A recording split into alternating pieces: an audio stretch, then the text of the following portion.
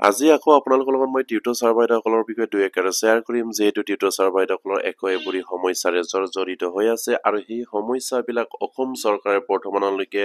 সমাধান কৰাৰ কোনো সিদ্ধান্ত গ্ৰহণ কৰা নাই আৰু সেয়ে আপোনালোকৰ লগত তেখেতসকলৰ মনৰ বিষয়ে দুই একাৰে শ্বেয়াৰ কৰিম আপোনালোকে যে তেনেকৈ আমাৰ ভিডিঅ'বিলাক শ্বেয়াৰ কৰিব অসমৰ জনসাধাৰণ অসমৰ বুদ্ধিজীৱী আৰু দল সংগঠন অসমৰ মুখ্যমন্ত্ৰী শিক্ষামন্ত্ৰী যাতে নেকি গম পায় তেখেতসকলে আমাৰ সমস্যাখিনি সমাধান কৰাৰ এটা চেষ্টা কৰে বা আমাৰ এই টিউটৰ ছাৰ বাইদেউসকলৰ সমাধানৰ এটা পথ বিচাৰি উলিয়ায় নিশ্চয়কৈ আপোনালোকে জ্ঞাত যে আমাৰ অসম চৰকাৰৰ আপোনাৰ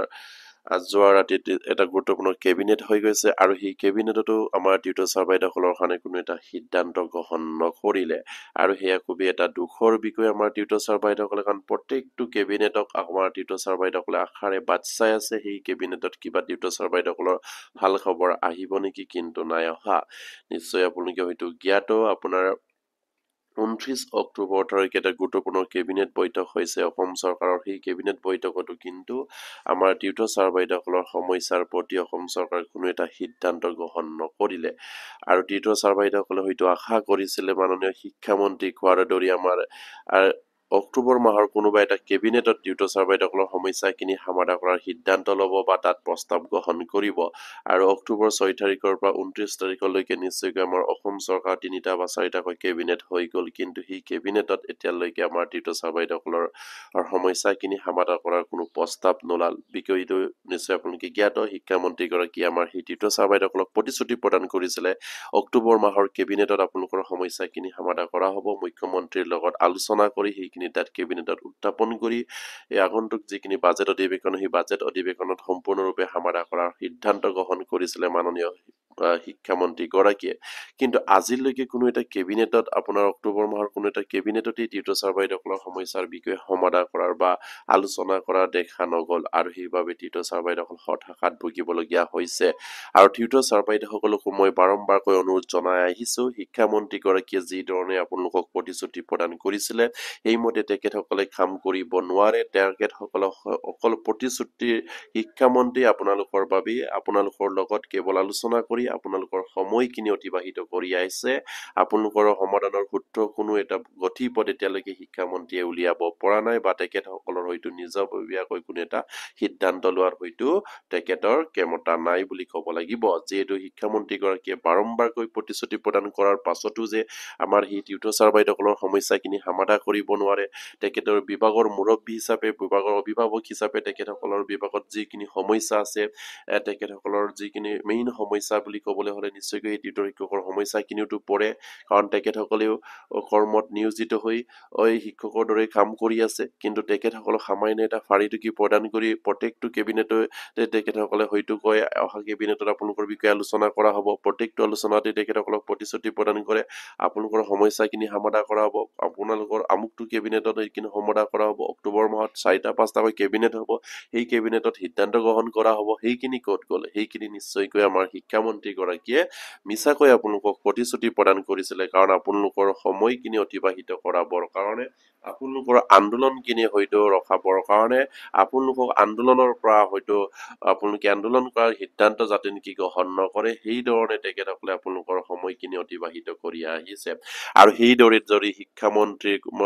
এই চলাহিকতাত যদি আপোনালোকে প্ৰলোভন কৰি যদি আপোনালোকে আন্দোলন নকৰে তেনেহ'লে আপোনালোকৰ সমস্যাখিনি কেতিয়াও সমাধান নহ'ব কাৰণ মাননীয় মুখ্যমন্ত্ৰী আপোনালোকৰ সকলোখিনি সমস্যা গম পায় গম নোপোৱাৰ বাউজুৰি আছে আমাৰ মুখ্যমন্ত্ৰীগৰাকীয়ে কিন্তু সকলোৰে কামত কিন্তু তেখেতসকলে ধুনীয়াকৈ কৰি আহিছে শিক্ষা বিভাগকে আদি কৰি বিভিন্ন ধৰণৰ সমস্যা সমাধান কৰি গৈ আছে কিন্তু আমাৰ টিউটৰৰ সমস্যাটোৱে কেৱল মুখ্যমন্ত্ৰী সমাধান কৰিব বিচৰা নাই কিয় বিচৰা নাই সেইখিনি কিন্তু আচৰিত কথা আমাৰ টিউটৰ ছাৰ বাইদেউসকলৰ কাৰণে আপোনালোকে কি পাপ কৰিলে মাননীয় মুখ্যমন্ত্ৰীয়ে যেন আপোনালোকৰ সমস্যাৰ প্ৰতি গুৰুত্বই প্ৰদান নকৰে শিক্ষামন্ত্ৰীয়ে আপোনালোকৰ লগত বাৰম্বাৰকৈ আলোচনা কৰে কিন্তু প্ৰতিশ্ৰুতিৰ ওপৰত প্ৰতিশ্ৰুতি দি আহিছে কিন্তু আপোনালোকৰ কোনো কামেই নহয় আকৌ সেই শিক্ষামন্ত্ৰী গৰাকীয়ে কেতিয়াবা কয় আপোনালোকক বিধিগতভাৱে নিযুক্তি দিয়া নাই সেইকাৰণে দৰমহা বৃদ্ধি কৰিব পৰা নাই আপোনালোকৰ ন্যায়গতভাৱে হয়তো আপোনালোকক নিযুক্তি প্ৰদান কৰা নাই সেইবাবে দৰমহা বৃদ্ধি কৰিব পৰাত অসুবিধা হৈছে এই ধৰণৰ আখুৱা বোৱা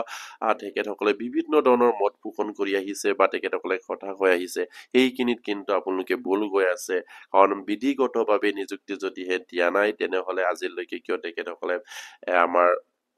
সেই 2017 আৰু 18 চনৰ পাৰিক্ষণ আইনখন বাতিল কৰিবলৈ সক্ষম নহল এই আইনখন বনাই আপোনালোকক নিযুক্তি প্ৰদান কৰিছে কিন্তু আপোনালোকক হয়তো আমাৰ সেই শিক্ষামন্ত্ৰী গৰাকীয়ে হয়তো আপোনালোকক যি ধৰণৰ কথা কৈ আছে সেই কথাবিলাক কৈ তেখেত আপোনালোকক হয়তো আমাৰ শিক্ষামন্ত্ৰী গৰাকী আপোনালোকৰ মূল সমস্যাৰ পৰা তেখেতে ডাইভাৰ্ট কৰি গৈ আছে যে আপোনালোকৰ সমস্যাখিনি সমাধান কৰিব পৰা নহব কাৰণ এখন আইনখনত জড়িত 14 চনৰ পাৰিক্ষণ আইনখন ৰাজ্যপালে চহী কৰাৰ পাছত সেইখন আইন কেনেকৈ বিধিগত নহব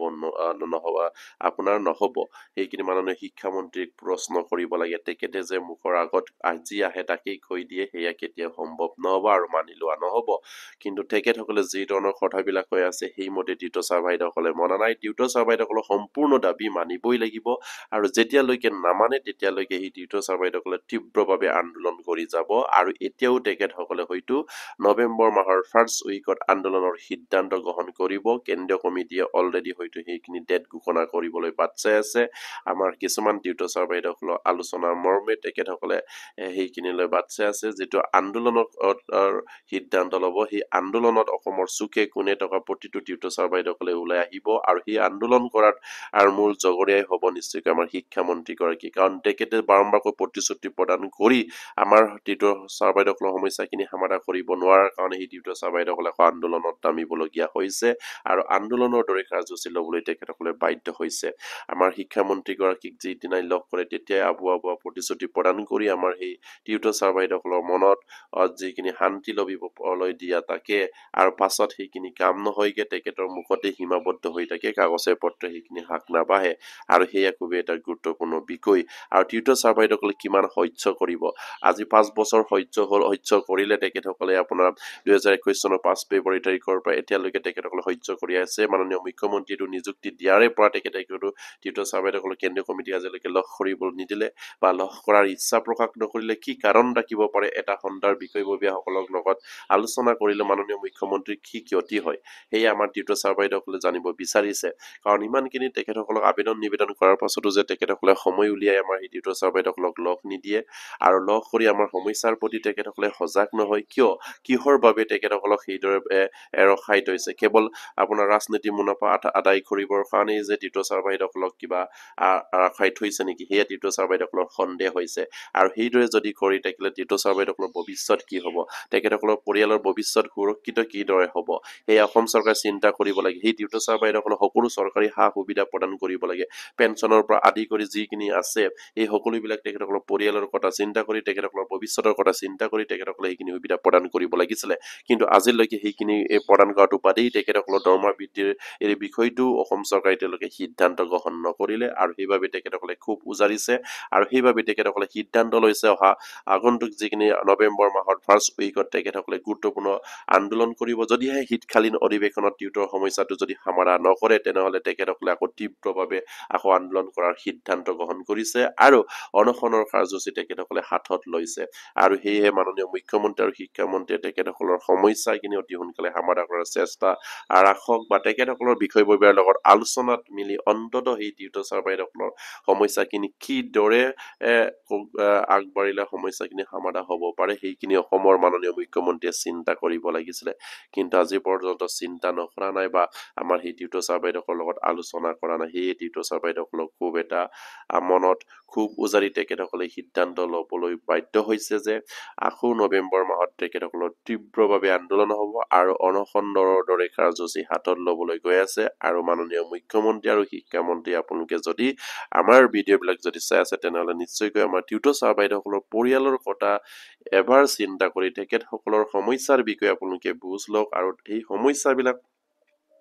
কেনেকৈ সমাধান কৰিব পাৰে সেইখিনি সমাধান কৰাৰ সিদ্ধান্ত লওক যদি আপোনালোকে কৰো বুলি ভাবে তেনেহলে নিশ্চয়কৈ পাৰিব 2017 চনৰ পাৰিক্ষণ আইন আপোনালোকে বনাইছে আৰু আপোনালোকে সংশোধনীলৈ আনি তেখেতসকলক